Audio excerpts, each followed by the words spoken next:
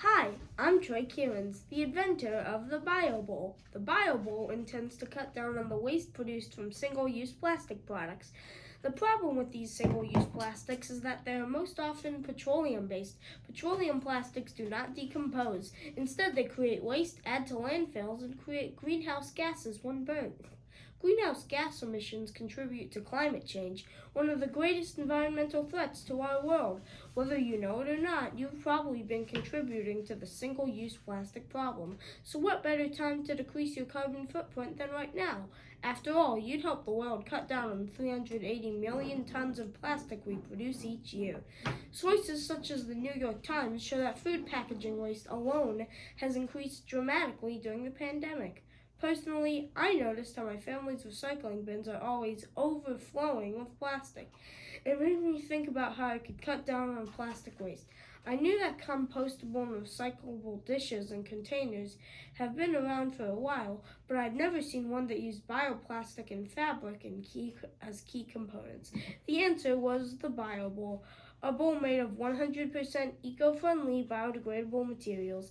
The BioBowl combines easily obtainable, inexpensive materials such as vinegar and powdered starches with recycled cotton textiles. In the beginning, I imagined creating an edible cup.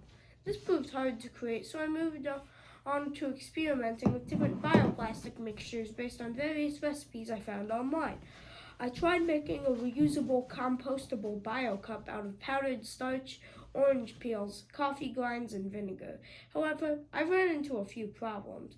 I tried using several different objects as molds, but couldn't get my idea to work the way I wanted it to. It was hard to create a cup that would dry without cracking and keep its shape while staying waterproof enough to hold liquids. So I went back to the drawing board again and brainstormed.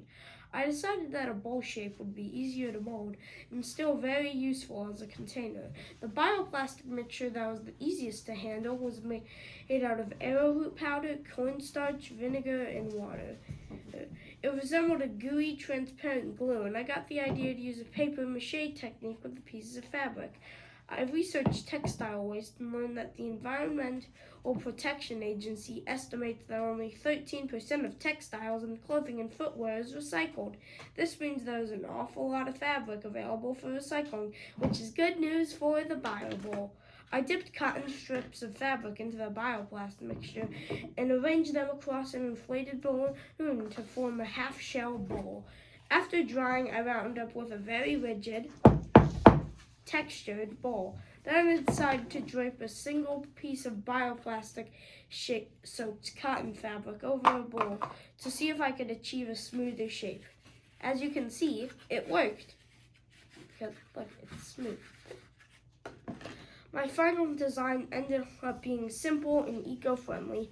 My plans include waterproofing, measuring decomposition time in a composter, and testing the structural qualities of the BioBowl. For example, how strong your bowl is when filled with materials of different densities, amounts, and temperatures. I'd also like to explore how the BioBowl technique might be used in agriculture and planting. In conclusion, the world doesn't need any more waste. Given the low cost and high availability of vinegar, powdered starches, and recycled cotton fabric, I am confident that the BioBowl could be manufactured at a price competitive with single-use plastics. Thank you for watching, and I hope you enjoyed this video. Have a great day.